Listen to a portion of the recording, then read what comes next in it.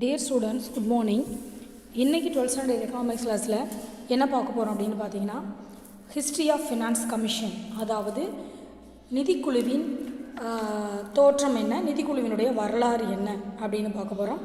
நிதிக்குழு அப்படிங்கிறது மிக முக்கியமான ஒரு அமைப்பாக நம்ம இந்தியாவில் செயல்பட்டு வருகிறது. பார்த்திங்க அப்படின்னா, finance commission is the quasi judicial body set அண்டர் under 280 of the Indian constitution. கொடுத்துருக்கிற ஆர்டிக்கல் எல்லாமே நீங்கள் தெளிவாக தனியாக ஒரு ப்ராஜெக்ட் எனக்கு சப்மிட் பண்ணணும். 269 என்ன, 268 என்ன, 270, 72 என்ன, 280 அப்படிங்கிறது இந்தியன் கான்ஸ்டியூஷன் ஆர்டிக்கலில் என்ன இருக்குது அப்படின்னு பார்த்தீங்கன்னா, 280 படி தான் ஃபினான்ஸ் கமிஷன் அப்படிங்கிற ஒரு அமைப்பை ஏற்படுத்துகிறாங்க. It was established in the year 1951 to define the fiscal relationship framework between central and state government. அதாவது மத்திய அரசுக்கும் மாநில அரசுக்கும் இருக்கக்கூடிய ஒரு உறவை வலுப்படுத்துறதுக்காக, நிதி சம்பந்தமான பல பிரச்சனைகளை தீர்ப்பதற்காகவும் நிதி உறவை வரையறுப்பதற்காகவும் அமைக்கப்பட்ட ஒரு அமைப்பு தான். இதில் பார்த்தீங்க அப்படின்னா, அதாவது ஃபினான்ஸ் கமிஷனோட எய்ம்ஸ் என்ன அப்படின்னா, to reduce the fiscal imbalance between the central and state government. அதாவது சென்ட்ரல் அண்ட் ஸ்டேட் கவர்மெண்ட்டோட ஃபிஸ்கல் இம்பேலன்ஸ், அதாவது நிதி சம்பந்தமான அந்த இம்பேலன்ஸ் அப்படின்னா என்னென்னா, சமமின்மையை குறைப்பதற்கு ஏற்படுத்தப்பட்ட ஒரு அமைப்பு அப்படிங்கிறாங்க. இது 5 years once, அதாவது இந்த fiscal commission, financial commission is setup only in every 5 years. ஒவ்வொரு 5 ஆண்டுகளுக்கும் ஒரு முறை புது கமிஷன், அதாவது ஃபினான்ஸ் கமிஷன் மாறிட்டே இருக்கும். 2 years once, அதாவது 2 years பிஃபோர் த பீரியட், அதாவது 2 ஆண்டுகளுக்கு முன்பே அது அமைக்கப்பட்டு இது ஒரு தற்காலிக அமைப்பாக செயல்பட்டு வருகிறது.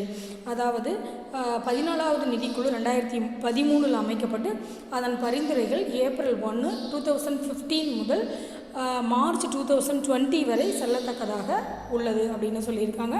கொரோனா பீரியட் வந்ததுனால இது திரும்ப எஸ்டிமேட் பண்ண இன்னும் வாய்ப்புகள் இல்லை அப்படிங்கிறது நமக்கு நல்லா தெரியுது.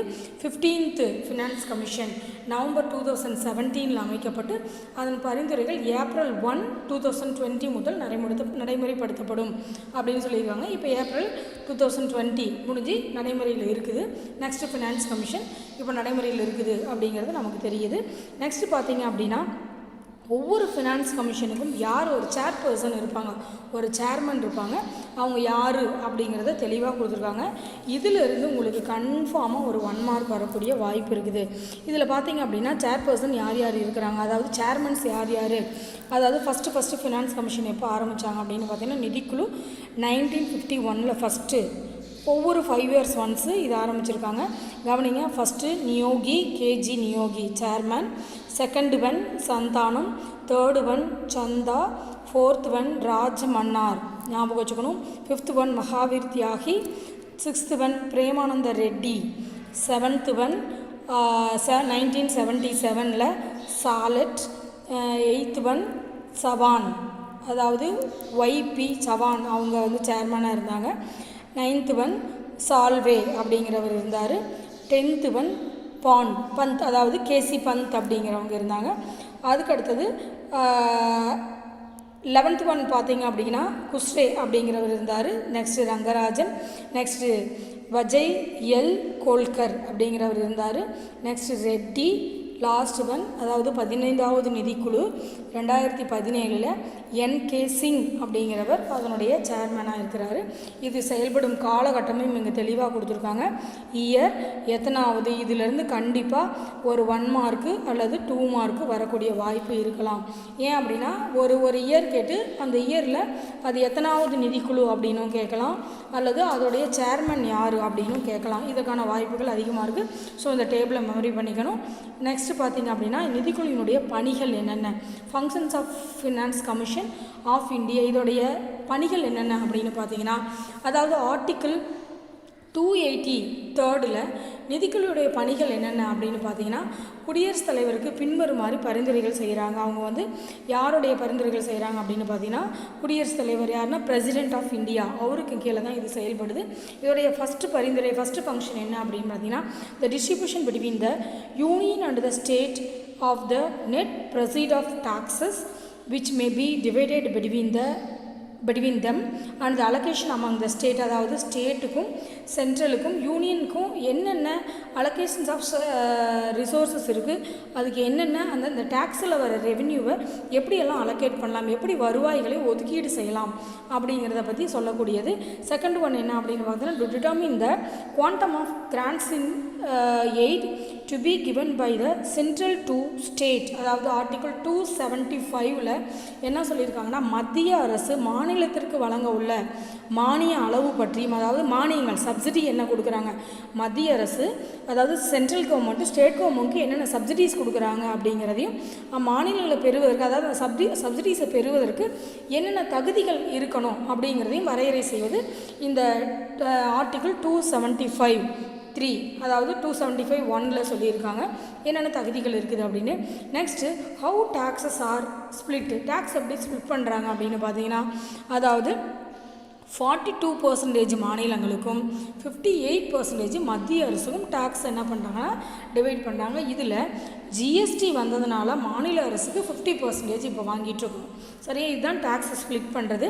நெக்ஸ்ட்டு என்ன பார்க்குறோம் அப்படின்னு பார்த்தீங்கன்னா, நெக்ஸ்ட்டு இந்த மாதிரி இந்த இந்திய குடியரசுத் தலைவர், அதாவது இந்த டேக்ஸ் அலோகேஷனில் எதுவும் ப்ராப்ளம் இருந்துச்சு அப்படின்னு பார்த்தீங்கன்னா, அதை எல்லாமே நீங்கள் பிரசிடெண்ட்டோட நாலேஜுக்கு கொண்டு போய் பிரசிடெண்ட் ஆஃப் இந்தியா இந்த இன்ட்ரெஸ்ட் டு சவுண்ட் ஃபினான்ஸ், அதாவது அவருடைய நாலேஜுக்கு எடுத்து செல்ல வேண்டியது மிக முக்கியமான ஒரு பொறுப்பு அப்படின்னு சொல்லியிருக்காங்க. நெக்ஸ்ட்டு இதோட அதாவது ஃபினான்ஸ் கமிஷனை பற்றின தகவல் முடிஞ்சிருச்சு, பார்த்துக்கணும். இதுலேருந்து கொஷின்ஸ் ஒன்று வரும். நெக்ஸ்ட்டு பார்த்திங்க அப்படின்னா லீகல் ஃபைனான்ஸ், அதாவது உள்ளாட்சி நிதி அப்படின்னா என்ன, இது வரைக்கும் நம்ம ஸ்டேட்டு சென்ட்ரல் யூனியன் டெரிட்டரிஸ் பார்த்தோம். இப்போ உள்ளாட்சி அப்படின்னா என்ன, உள்ளாட்சி அமைப்புகள் என்ன, அதுக்கு கீழே என்னென்ன செயல்படுது அப்படிங்கிறத பார்க்க போகிறோம். ஃபஸ்ட்டு லோக்கல் ஃபைனான்ஸ் அப்படின்னா என்னென்னா, அதாவது local finance refers to the finance of local bodies of India, அதாவது உள்ளாட்சி அமைப்புகள் நிதி பற்றியதாகும். உள்ளாட்சி அமைப்புகளில் என்னென்ன டேக்ஸு அவங்க ரெடி பண்ணுறாங்க, அதை எப்படி அவங்க கலெக்ட் பண்ணுறாங்க, உள்ளாட்சி அமைப்புகள் என்னென்ன அப்படிங்கிறத முதல்ல தெரிஞ்சுக்கணும். First what are the types of local bodies, அதாவது உள்ளாட்சி அமைப்புகள் என்னென்ன இருக்குது அப்படின்னு பார்த்தீங்கன்னா, வில்லேஜ் பஞ்சாயத்து, அதாவது கிராம உள்ளாட்சி. செகண்ட் ஒன் டிஸ்ட்ரிக்ட் போர்ட்ஸ், அதாவது மாவட்ட வாரியங்கள் அல்லது ஜில்லா அமைப்புகள். தேர்ட் ஒன் நகராட்சி அமைப்புகள். ஃபோர்த் ஒன் மாநகராட்சி, அதாவது முனிசிபாலிட்டிஸ், முனிசிபல் கார்ப்பரேஷன்ஸ். இது எல்லாமே உள்ளாட்சி அமைப்புகள், அதாவது லோக்கல் பாடிஸ். இங்கே வில்லேஜ் பஞ்சாயத்து வரும், டிஸ்ட்ரிக்ட் பாடிஸ் வரும் அல்லது ஜில்லா அந்த பாடிஸ் வரும். நெக்ஸ்ட்டு முனிசிபாலிட்டிஸ் வரும், முனிசிபல் கார்ப்பரேஷன்ஸ் வரும். இதில் வில்லேஜ் பஞ்சாயத்து அப்படின்னா என்ன, அவங்களோட எஸ்டாப்ளிஷ்மெண்ட் எப்படி இருக்குது, அவங்க எப்போ அதை ஆரம்பித்தாங்க, அதை எப்படி அவங்க செயல்படுத்துகிறாங்க, அதுக்கு கீழே என்னென்ன வரி இனங்கள் இருக்குது அப்படிங்கிறத பார்க்க போகிறோம். அதாவது இந்த வில்லேஜ் பஞ்சாயத்து எப்போ எஸ்டாப்ளிஷ் பண்ணுறாங்க, எதுக்காக அப்படின்னா ஒன் ரெவென்யூ வில்லேஜ், அதாவது ஒரே வருவாய் இருக்கக்கூடிய ஒரு அமைப்பு அப்படின்னு சொல்கிறாங்க. அதாவது ஊராட்சியோடைய எல்லை வரம்புக்கு உட்பட்டு ஒரு வருவாய் கிராமம் அப்படின்னு சொல்கிறாங்க. அது அல்லது அந்த கிராமத்தில் வருவாய் குறைவாக இருந்துச்சு அப்படின்னா 2 அல்லது 3 கிராமங்கள் ஒன்று சேர்ந்து ஒரே ஒரு வில்லாட்சி, அதாவது ஒரே ஒரு கிராம ஊராட்சிக்கு நடுவில், அதாவது வில்லேஜ் பஞ்சாயத்துக்கு கீழே வரும் ஒன்றா ஒரு கிராமமாக இருக்கலாம். ஒரு கிராமத்தில் மக்கள் தொகையும் வருவாயும் குறைவாக இருக்கக்கூடிய காலகட்டங்களில் 2 அல்லது 3 சிறிய கிராமங்கள் ஒன்று சேர்ந்து ஒரு ஊராட்சி குழுவாக செயல்பட்டு அதில் ஒரு ஊராட்சி குழுவாக செயல்படலாம். இது மாநிலங்களில் பஞ்சாயத்து ராஜ் அப்படின்னு நிறுவி அதுக்கும் கீழே இதை கொண்டு வந்துடுறாங்க. நெக்ஸ்ட்டு பார்த்திங்கன்னா இதோடைய ஃபங்க்ஷன்ஸ் என்னென்ன அப்படின்னு பார்த்தீங்கன்னா, இவங்க அந்தந்த சிறிய கிராமங்கள் இருக்கக்கூடிய small disputes may be disposed by the panchayat on the spot, அதாவது இருக்கக்கூடிய சின்ன சின்ன பிரச்சனைகளை தீர்த்து வைப்பது இவங்களுடைய மிக முக்கியமான வேலை. Next roads, primary schools, village டிஸ்பென்சரிஸை ஆரம்பிக்கிறது இவங்கெல்லாம் மேனேஜ் பண்ணுறது இந்த பஞ்சாயத்து ராஜோட வேலை. Next the supply of water both of drinking and irrigation ஃபெசிலிட்டிஸ்க்கு, அதாவது தண்ணீர் சப்ளை பண்ணுறது, ஃபார்மிங்கு, மார்க்கெட்டிங்கு, ஸ்டோரேஜு, இது எல்லாத்தையுமே இந்த வில்லேஜ் பஞ்சாயத்து அந்தந்த குறிப்பிட்ட கிராமங்களுக்கு எந்தெந்த கிராம ஊராட்சியிலேருந்து வருவாய் ஆதாரங்கள் இருக்கோ அதுக்குள்ளே இதை சேர்த்துக்கிறாங்க. என்னென்ன வருவாய்கள், அதாவது இவங்க கலெக்ட் பண்ணக்கூடிய டேக்ஸஸ் என்னென்ன அப்படின்னு பார்த்தீங்கன்னா, general property tax, tax on land, profession tax, அதாவது ப்ரொஃபஷன் டேக்ஸ் அப்படின்னா என்னென்னா தொழில் தொழில் வரி, விலங்குகள் மற்றும் வாகனங்கள் மீதான வரி, tax on animals and vehicles. Next பார்த்தீங்க அப்படின்னா மாவட்ட வாரியங்கள் அல்லது ஜில்லா அமைப்புகள் அப்படின்னா என்ன அப்படிங்கிறத பார்க்க போகிறோம். மாவட்ட வாரியங்கள் அல்லது ஜில்லா அமைப்புகள் அப்படின்னா என்னன்னு பார்த்தீங்கன்னா அதாவது மாவட்ட வாரியங்கள், அதாவது district boards and zilla parishads அப்படின்னா என்னென்னு பார்த்தீங்கன்னா இந்த ரூரல் ஏரியா டிஸ்ட்ரிக்ட் போர்ட்ஸு, அதாவது மாவட்ட வாரியங்கள் அப்படிங்கிறது அந்த மாவட்டத்துக்குள்ளே செயல்படக்கூடிய அதாவது அனைத்து கிராம பகுதிகளையும் உள்ளடக்கிய ஒரு மாவட்டம். ஒரு மாவட்டம்னு எடுத்துக்கிட்டிங்கன்னா அதில் இருக்கக்கூடிய எல்லா கிராமங்களையும் வரம்பு எல்லையில் வருவாய் மாவட்டமாகும். அதாவது அந்த மாவட்டத்துக்குள்ளே இருக்கக்கூடிய எல்லைகள் என்ன, அந்த பவுண்ட்ரிஸுக்கு உள்ளே இருக்கக்கூடிய, இப்போ நாமக்கல் மாவட்டம் அப்படின்னு எடுத்துக்கிட்டிங்கன்னா இதுக்கு உள்ளே இருக்கக்கூடிய கிராமங்கள் எத்தனை, வருவாய் கிராமங்கள் எத்தனை, அதிலிருந்து என்னென்ன வரிகள் வசூலிக்கப்படுகிறது அப்படிங்கிறத சொல்ல போகிறாங்க. இப்போ தமிழ்நாடு அப்படிங்கிறது ஜில்லா அமைப்பு அப்படிங்கிறது மாவட்ட அளவில் தோற்றுவிக்கப்பட்டுள்ளது. இதில் கிராம ஊராட்சிகளுக்கு உதவி செய்வது, வளர்ச்சி திட்டங்கள் நடைமுறைப்படுத்துவது போன்றவை இதோட மிக முக்கியமான பணிகளாக செயல்படுறாங்க. நெக்ஸ்ட் இதுக்கு சோர்ஸஸ் எங்கேருந்து வருது, இந்த ரெவென்யூ டிஸ்ட்ரிக்ட் போர்ட்ஸுக்கு சோர்ஸஸ் எங்கேருந்து வருது அப்படின்னு பார்த்தீங்கன்னா இவங்க என்னென்ன வரிகள் வசூலிக்கிறாங்க அப்படின்னு பார்த்தீங்கன்னா grant and aid from the state government, அதாவது மாநில அரசுகளிடமிருந்து பெறக்கூடிய மாநில உதவி மானியம், அதாவது மாநில அரசு அந்தந்த மாவட்டத்துக்கு என்னென்ன மானியங்கள் கொடுத்துருக்காங்க அப்படிங்கிறத வாங்கி கொடுக்கறது. நிலத்தீர்வைகள், சுங்க கட்டணம், நெக்ஸ்ட்டு பார்த்திங்கன்னா tolls, fees, income from the property and land loans from the state government, grants in the central sponsored schemes related to the development work, income from fair and exhibitions, property taxes, other taxes which is state government may authorized by the district போர்ட்ஸுக்குள்ளே இருக்கக்கூடிய, அதாவது மாநில அரசுகள் எதிர்கொள்கின்ற சொத்து வரிகள் மற்றும் பிற வரிகள் இது எல்லாமே இதுக்குள்ளே வந்துடும். நெக்ஸ்ட்டு முனிசிபாலிட்டிஸ் அப்படின்னா என்னென்னா, முனிசிபாலிட்டிஸ் அப்படிங்கிறது இது ஒரு bodies R institution which is established in the urban area for looking after local affairs such as, அதாவது லோக்கலில் இருக்கக்கூடிய, அதாவது முனிசிபாலிட்டி அப்படின்னா என்னென்னா நகராட்சி அமைப்பு. நகராட்சி அமைப்பு ஏற்படுத்தின அந்த பகுதியில் இருக்கக்கூடிய sanitation, public health, local roads, light, water supply இது எல்லாத்தையும் பராமரிப்பு பண்ணக்கூடிய ஒரு அமைப்பு முனிசிபாலிட்டி. இதுக்கு சோர்ஸஸ் எங்கேருந்து வருது, இதுக்கு வருமானம் எங்கேருந்து வருது அப்படின்னு பார்த்தீங்கன்னா taxes on property, taxes on goods and particular, அதாவது பர்டிகுலர் ஏரியாவில் இருக்கக்கூடிய இடத்துலேருந்து வரக்கூடிய டேக்ஸஸ், அதாவது என்னென்ன அப்படின்னு பார்த்தீங்கன்னா டேக்ஸ் ஆன் ப்ராப்பர்ட்டி சொத்து வரி இருக்குது. நெக்ஸ்ட்டு பொருட்கள் மீதான வரி, குறிப்பிட்ட நுழைவு வரி, அதாவது என்ட்ரன்ஸ் ஃபீஸுங்கிறதாவது வந்து என்ட்ரன்ஸ் ஃபீஸ் இருக்கணும். Next personal taxes, tax on profession, trade, employment, அதாவது கடைகள் வச்சிருக்கிறதுக்கு அங்கே வேலை பார்க்கக்கூடிய பல வியாபாரிகள் அவங்கக்கிட்ட கலெக்ட் பண்ணக்கூடிய taxes, taxes on vehicle and animals, theatres, show tax, அதாவது theatres or show tax, grants and aid from the state government, அரசாங்கம் கொடுக்கக்கூடிய மாநில உதவிகள் என்னென்ன அப்படிங்கிறதெல்லாம் பெறுறாங்க.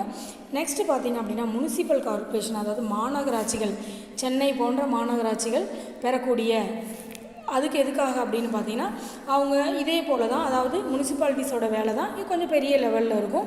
ஏன்னா அங்கே பார்த்திங்கன்னா பாப்புலேஷன் கொஞ்சம் இன்க்ரீஸ் ஆகிருக்கும்.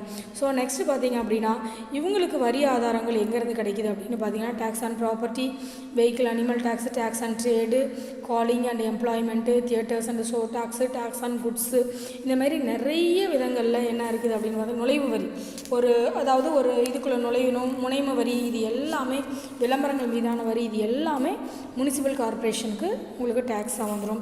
Next what is fiscal policy. Fiscal policy அப்படின்னா என்ன அப்படின்னு பார்த்தீங்கன்னா, அதாவது தற்கால அரசு பார்த்திங்கன்னா பல மேக்ரோ எக்கனாமிக் பாலிசிஸ் தான் ஃபாலோ பண்ணுறாங்க அப்படின்னு நமக்கு தெரியும். Who is the father of macro economics அப்படின்னு பார்த்தோம்னா நம்ம JM Keynes, father of macro economics, சரியா. And the instrument of macro economic policy, fiscal policy has been very popular among modern governments. The growing importance to the fiscal policy was due to great depression. Fiscal policy எதுக்காக பயன்படுது அப்படின்னு பார்த்தீங்கன்னா, ஒரு கண்ட்ரியில் depression வர்ற காலத்தில் அந்த கண்ட்ரியை மீட்சி பெற செய்வதற்காக ஏற்படுத்தப்பட்ட பல பாலிசிஸில் மிக முக்கியமானது நியூ எக்கனாமிக்ஸ் அப்படிங்கிறது. அதாவது புதிய பொருளாதாரம் அப்படிங்கிறதுல உலக பெரும் மந்தத்திலிருந்து காப்பாற்றக்கூடிய பல நிதி முக்கியத்துவம் வாய்ந்த கொள்கைகளை செயல்படுத்தியது JM Keynes. Next, what is the meaning of fiscal policy அப்படின்னா என்ன? நிதி கொள்கை அப்படின்னா என்னென்னா, அதாவது production, output, employment, savings, investment, அதாவது உற்பத்தி, வேலைவாய்ப்பு, சேமிப்பு மற்றும் முதலீடு ஆகிய இந்த விஷயங்களில் நம்ம எதை ஃபாலோ பண்ணோம் அப்படின்னு பார்த்தீங்கன்னா, மேக்ரோ எக்கனாமிக்ஸ் பாலிசிஸை ஃபாலோ பண்ணி அதில் இருக்கக்கூடிய சில வரவு செலவு திட்ட மதிப்புகளை நம்ம கணக்கிட்டோம் அப்படின்னா அதுக்கு பேர் நிதி கொள்கை அப்படின்னு சொல்கிறோம். இது ஃபுல்லாகவே நமக்கு மைக்ரோ எக்கனாமிக்ஸில் வருது, ஃபுல்லாக மேக்ரோ எக்கனாமிக் பாலிசிஸ். இதை சொன்னவர் எல்லாமே ஜேஎம் கீன்ஸ். அதாவது இதனுடைய வரைவிலக்கணம் என்ன? What is the definition of macro economics பாலிசிஸில் இருக்கக்கூடிய ஃபிஸ்கல் பாலிசிஸ்க்கான வரையறை என்ன அப்படின்னு பார்த்தீங்கன்னா, அதாவது நிதி கொள்கை என்பது, தட் இஸ் ஃபிஸ்கல் பாலிசி அப்படிங்கிறது தேசிய வருமானத்தின் மீது விரும்பத்தகுந்த விளைவை ஏற்படுத்தும். அதாவது நேஷ்னல் இன்கம் மேலே மிகப்பெரிய எஃபெக்டை ஏற்படுத்தும் மற்றும் விரும்பத்தகாத விளைவுகளை தவிர்க்கிறது. அந்த எஃபெக்ட் தேவையில்லை அப்படின்னா அதை தவிர்க்கிறது. கவர்மெண்ட்டோட ரெவின்யூ எக்ஸ்பெண்டிச்சர் இதை பற்றின கொள்கை தான் ஃபிஸ்கல் பாலிசி அப்படின்னு சொல்லியிருக்கிறவர் ஆதார் ஸ்மித்திஸ். நெக்ஸ்ட்டு ஃபியூலர் என்ன சொல்லியிருக்காரு அப்படின்னு பார்த்தீங்கன்னா, நிதி கொள்கை அப்படிங்கிறது நாட்டினுடைய பொருளாதார நோக்கத்தை அடைவதற்காக என்னென்ன நிதி ஆதாரங்கள் இருக்குது, பப்ளிக் ஃபினான்ஸ் எவ்வளோ, எக்ஸ்பெண்டிச்சர் எவ்வளோ, கலெக்ஷன் ஆஃப் டேக்ஸ் எவ்வளோ, ஃபெட்ரல் ஃபினான்ஸ் எவ்வளோ, அதை நிதி சார்ந்த செலவுகள் எவ்வளோ அப்படிங்கிறத வரையறை செய்கிறது தான் நிதி கொள்கை அப்படின்னு சொல்லியிருக்காங்க. இந்த நிதி கொள்கையினுடைய மிக முக்கியமான நோக்கங்கள் என்னென்ன, அதாவது நிதி கொள்கைகள் என்னென்ன அப்படின்னு பார்த்தீங்கன்னா, ஃபஸ்ட்டு பப்ளிக் அதாவது ஃபஸ்ட்டு டாக்ஸேஷன், வரி விதித்தல் மிக முக்கியமானது. Next public expenditure, next public டெப்ட். பப்ளிக் எக்ஸ்பெண்டிச்சர்னால் என்னென்னு தெரியும், பப்ளிக் டெப்ட்னா என்னென்னு தெரியும், டாக்ஸேஷன் அப்படின்னா என்னென்னு நம்ம லாஸ்ட் கிளாஸ்லேயே நம்ம எல்லாமே பார்த்துருக்குறோம். நெக்ஸ்ட்டு பார்த்திங்க அப்படின்னா இது மூணுமே, அதாவது டாக்ஸேஷன் வரி விதித்தல், பப்ளிக் டெப்ட் பொது செலவு, பப்ளிக் எக்ஸ்பெண்டிச்சர் பொது செலவு, பப்ளிக் டெப்ட் பொது கடன், இது எல்லாத்த பற்றியும் படிக்கிறது நிதி கொள்கையினுடைய, அதாவது இன்ஸ்ட்ருமெண்ட் ஆஃப் ஃபிஸ்கல் பாலிசி அப்படின்னு சொல்லலாம். நெக்ஸ்ட்டு பார்த்தோம் அப்படின்னா, what are the objectives of fiscal policy பார்த்தீங்க அப்படின்னா ரொம்ப முக்கியமான கொஷின். ஃபஸ்ட்டு ஃபுல் எம்ப்ளாய்மெண்ட், முழு வேலைவாய்ப்பு இருக்கணும் அப்படிங்கிறது. நெக்ஸ்ட்டு ப்ரைஸ் ஸ்டெபிலிட்டி, விலையில் ஒரு நிலைத்தன்மை இருக்கணும். விலையில் ஏற்றம் இருந்தாலும் அனைவருக்கும் பயன்படுத்தக்கூடிய அளவில் விலையில் ஒரு நிலைத்தன்மை இருக்கணும். தேவையும் அளிப்பும் சமமின்மையை ஏற்படுத்துகிறது. இந்த சமமின்மையை சமாளிப்பதற்கு, இந்த சமமின்மை வந்துச்சுனாவே நமக்கு ஆட்டோமேட்டிக்காக இன்ஃப்ளேஷன் வந்துடும். அதை சமாளிப்பதற்கான வழிமுறைகள் என்னென்ன. நெக்ஸ்ட்டு எக்கனாமிக் க்ரோத், பொருளாதார வளர்ச்சி எப்படி இருக்கும். சமமான பகிர்வு, அதாவது சமமான பகிர்வு எப்படி இருக்கணும். சமமான பகிர்வு அப்படிங்கிறது டேக்ஸ் இம்ப்ளிமெண்ட் பண்ணும்பொழுது வளவீத வரி முறையை பணக்காரர்களுக்கும் அல்லது ஏழைகளுக்கும் என்னென்ன வரி விதிப்பு முறைகள் இருக்கணும், அதுக்கு தகுந்த மாதிரி நலத்திட்ட உதவிகள், அதாவது இலவச கல்வி, பள்ளி குழந்தைகளுக்கு மதிய உணவு, மானியங்கள், இதை எல்லாத்தையும் எப்படி ஏற்படுத்தி தர முடியும் அப்படிங்கிறத அந்த சமமான பகிர்வு இருக்கணும் அப்படிங்கிறாங்க. Next equitable distribution. Next 5th one நாணய மாற்று வீத சமநிலை, அதாவது நாணய இறக்குமதி ஏற்றுமதி செய்யும் பொழுது நாணய மாற்று வீதம், அது இந்தியன் கரன்சியை டாலராக மாற்றுறது எப்படி, என்ன மாற்றுறது எப்படி, அதில் இருக்கக்கூடிய சில ஏற்ற இறக்கங்களை சரி செய்வது. நெக்ஸ்ட் கேபிட்டல் ஃபார்மேஷன், மூலதன உருவாக்கம். லாஸ்ட் ஒன் சம வட்டார வளர்ச்சி, ரீஜனல் பேலன்ஸ் எதுக்கு அப்படின்னா, பின்தங்கிய பகுதியில் உள்ள மக்களுடைய நிதி ஊக்கங்களை வழங்கி வட்டார வேறுபாடுகளை குறைத்தல். அதாவது ஏழை பணக்காரர்கள் இல்லாமல் தொழிற்பேட்டைகள் பலவித இண்டஸ்ட்ரீஸ் ஆரம்பித்து மக்களுக்கு வேலைவாய்ப்பு வழங்கி சில இம்பேலன்ஸாக இருக்கக்கூடிய சில வருமான ஏற்றத்தாழ்வுகளை குறைத்தல் இதனுடைய மிக முக்கியமான வேலையாக ஒரு 7 பாயிண்ட் சொல்லியிருக்காங்க. ஸோ இந்த 7 பாயிண்ட்டும் மிக முக்கியம். இதோட உங்களுக்கு பார்த்திங்க அப்படின்னா 9th லெசன் ஓவர் ஆகுது. நெக்ஸ்ட்டு 10th லெசன் நம்ம என்ன பார்க்க போகிறோம் அப்படின்னு பார்த்தீங்கன்னா, என்விரான்மெண்டல் எக்கனாமிக்ஸ், சுற்றுச்சூழல் பொருளியல். ரொம்ப ஈஸியான டாப்பிக்கு, ஜென்ரல் காமன் டாபிக், ஈஸியாக பார்த்துடலாம். So thank you students. ஃபிஸ்கல் அதாவது ஃபிஸ்கல் பாலிசிஸோட அப்ஜெக்டிவ்ஸ் ரொம்ப இம்பார்ட்டன்ட் கொஷின், நல்லா படிச்சுக்கணும். 5 மார்க்கில் வரக்கூடிய வாய்ப்பு இருக்குது. லாஸ்ட் இயர் ஆனுவலில் 5 மார்க்கில் வந்துருந்துச்சு. So thank you students. நெக்ஸ்ட் கிளாஸில் நம்ம 10th லெசன், அதாவது என்விரான்மெண்டல் எக்கனாமிக்ஸ் அப்படின்னா என்ன அப்படிங்கிறத பார்க்க போகிறோம். Thank you students.